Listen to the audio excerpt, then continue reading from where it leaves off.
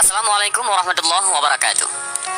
Memasuki alam kubur merupakan fase pertama setelah seseorang mengalami kematian. Sebuah alam baru yang disebut alam barzah dan dianggap paling menakutkan saat pertama kali kita terbangun atau sadar bahwa kita telah mati. Seseorang yang sudah mati akan merasa tak percaya jika ia sudah meninggalkan alam fana dan serasa bermimpi ketika di alam kubur. Digambarkan jika seseorang yang baru 1 hari meninggal seperti mengalami mimpi jika dia belum mati, tetapi sebenarnya sudah memasuki alam barzah. Disebutkan ketika seseorang yang mengalami kematian dan kemudian memasuki alam kubur, maka pertama yang akan datang adalah malaikat mungkar dan nangkir. Kedatangan malaikat mungkar dan nangkir di alam kubur ini pun digambarkan dengan cukup menyeramkan bagi mereka yang banyak melakukan maksiat semasa hidup. Tetapi akan nampak menawan bagi mereka yang semasa hidupnya taat di jalan Allah. Ketika pertama kali berhadapan dengan manusia di alam kubur, maka ada 6 pertanyaan yang akan diajukan oleh malaikat mungkar dan nangkir. Adapun 6 pertanyaan di alam kubur ini menentukan perjalanan selanjutnya. Apakah dia akan di tempat bersama para nabi, ulama, dan umara di surga, atau justru memasuki neraka dan dihisab terlebih dahulu? Pertanyaan itu adalah yang pertama, man rabbuka, siapa Tuhanmu? Ma dinuka, apa agamamu? Man nabiyuka, siapa nabimu? Ma kitabuka, apa kitabmu? Aina kiblatuka, di mana kiblatmu? Dan yang keenam adalah man ikhwanuka, siapa saudaramu? Benarlah demikian, kehidupan alam barzah atau alam kubur banyak disebutkan dalam Al-Quran dan hadis, serta siksa-siksanya yang tanpa ampun bagi mereka yang berdosa, tetapi akan mendapatkan kelapangan dan ketenangan bagi umat yang beramal saleh. Dan berikut ini adalah hadis Rasulullah SAW yang menggambarkan perjalanan manusia setelah melewati fase kematian. Maka di alam kubur sudah menanti kehidupan baru dan serba asing. Hadis panjang Al-Barra bin Azib yang diriwayatkan oleh Imam Ahmad dan disahihkan oleh Imam Al-Hakim dan Syekh Albani ini menceritakan perjalanan para manusia di alam kuburnya. Suatu hari kami mengantarkan jenazah salah seorang sahabat Nabi SAW dari golongan Ansar. Sampainya di perkuburan, liang lahat masih digali. Maka Rasulullah SAW pun duduk ataupun menanti. Dan kami juga pun duduk terdiam di sekitarnya, seakan-akan di atas kepala kami ada burung gagak yang hinggap. Rasulullah SAW memainkan sepotong dahan di tangannya ke tanah. Lalu beliau mengangkat kepalanya seraya bersabda, "Mohonlah perlindungan kepada Allah dari azab kubur." Beliau ulangi perintah ini 2 atau 3 kali. Kemudian beliau SAW bersabda, "Seandainya seorang yang beriman sudah tidak lagi menginginkan dunia dan telah mengharapkan akhirat ataupun sakratul maut, turunlah dari langit para malaikat yang bermuka cerah secerah sinar matahari. Mereka membawa kain kafan dan wangi-wangian dari surga, lalu duduk di sekeliling mukmin tersebut sejauh mata memandang. Setelah itu, turunlah malaikat pencabut nyawa dan mengambil posisi di arah kepala mukmin tersebut. Malaikat pencabut nyawa itu berkata, 'Wahai nyawa yang mulia, keluarlah engkau untuk menjemput ampunan Allah dan keridhaannya.' Maka nyawa itu dengan mudahnya keluar dari tubuh mukmin tersebut seperti lancarnya air yang mengalir dari mulut sebuah kendil. Lalu nyawa tersebut diambil oleh malaikat pencabut nyawa dan dalam sekejap mata diserahkan kepada para malaikat yang berwajah cerah tadi, lalu dibungkus dengan kafan surga dan diberi wangi-wangian darinya pula, hingga terciumlah bau harum seharum wangi-wangian yang paling harum di muka bumi. Kemudian nyawa yang telah dikafani itu diangkat ke langit. Setiap melewati sekelompok malaikat di langit, mereka bertanya, 'Nyawa siapakah yang amat mulia itu?'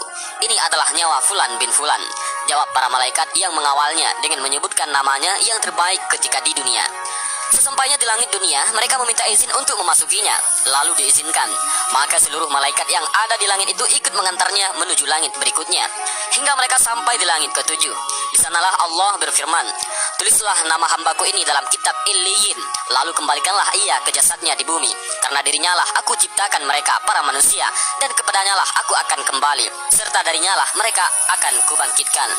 Lalu nyawa tersebut dikembalikan ke jasadnya di dunia. Lantas datanglah 2 orang malaikat yang memerintahkannya untuk duduk. Mereka berdua bertanya, 'Siapakah Rabbmu?' 'Rabbku adalah Allah,' jawabnya. Mereka berdua kembali bertanya, 'Apakah agamamu?' 'Agamaku Islam,' sahutnya. Mereka berdua bertanya lagi, 'Siapakah orang yang telah diutus untuk kalian?' 'Beliau adalah Rasulullah SAW,' jawabnya. 'Dari mana engkau tahu?' tanya mereka berdua. 'Aku membaca Al-Quran, lalu aku mengimaninya dan mempercayainya.'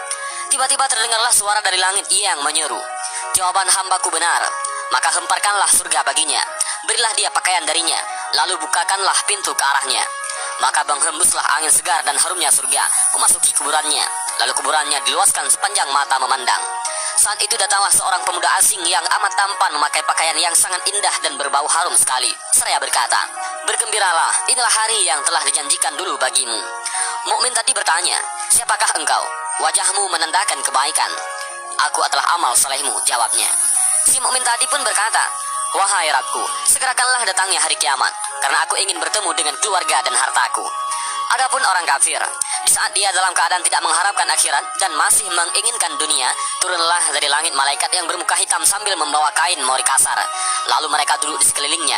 Saat itu turunlah malaikat pencabut nyawa dan duduk di arah kepalanya seraya berkata, "Wahai nyawa yang hina, keluarlah dan jemputlah kemurkaan dan kemarahan Allah." Maka nyawa orang kafir tadi berlarian di sekujur tubuhnya. Maka malaikat pencabut nyawa tadi mencabut nyawa tersebut dengan paksa, sebagaimana seseorang yang menarik besi beruji yang menempel di kapas basah. Begitu nyawa tersebut sudah berada di tangan malaikat pencabut nyawa, sekejap mata diambil oleh para malaikat bermuka hitam yang ada di sekelilingnya. Lalu nyawa tadi segera dibungkus dengan kain mori kasar. Tiba-tiba terciumlah bau busuk sebusuk bangkai yang paling busuk di muka bumi. Lalu nyawa tadi dibawa ke langit. Setiap mereka melewati segerombolan malaikat, mereka selalu ditanya, "Nyawa siapakah yang amat hina ini?" "Ini adalah nyawa Fulan bin Fulan," jawab mereka dengan namanya yang terburuk ketika di dunia. Sesampainya di langit dunia, mereka minta izin untuk memasukinya, namun tidak diizinkan.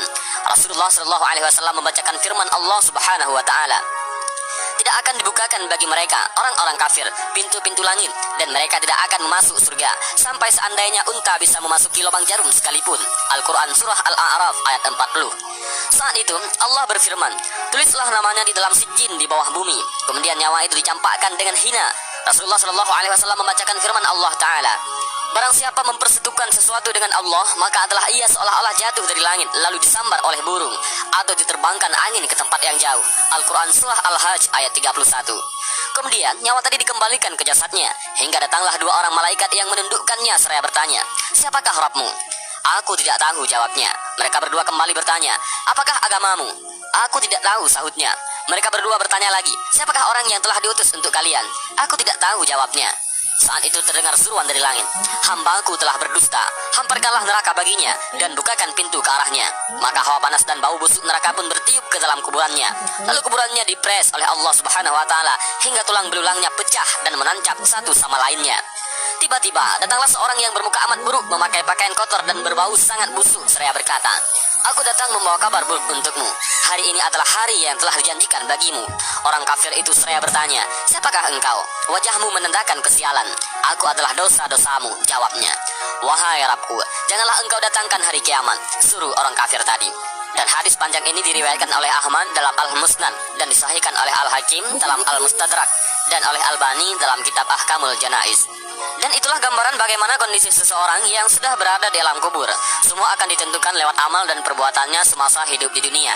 Tentunya hal ini menjadi pelajaran bagi kita semua agar menjalankan perintah Allah dan menjauhi larangannya. Lantas bagaimana dan apa yang harus kita lakukan untuk menghadapi kematian? Maka perbanyaklah amal ibadah. Bahkan agar terbebas dari siksa alam kubur dan bisa menjawab 6 pertanyaan itu, selain menjalankan semua perintah Allah dan menjauhi segala larangan Allah, maka kita harus tetap memanjatkan doa. Dan ini adalah doa agar terlepas dari siksa alam kubur yang diajarkan oleh Rasulullah SAW, yaitu, "Allahumma inni a'udzubika min adzabil qabri wa min adzabin nar wa min fitnatil mahya wal mamati wa min fitnatil masiihid dajjal." Yang artinya adalah, "Ya Allah, aku berlindung kepadamu dari azab kubur, azab neraka, cobaan hidup dan mati, dan fitnah dajjal yang terhapus dari rahmat Allah." Dan inilah sedikit gambaran alam kubur dan 6 pertanyaan di alam kubur yang menentukan seseorang muslim bebas dari siksa menuju akhirat. Mudah-mudahan video singkat ini bermanfaat. Wallahu a'lam bishawab. Assalamualaikum warahmatullahi wabarakatuh.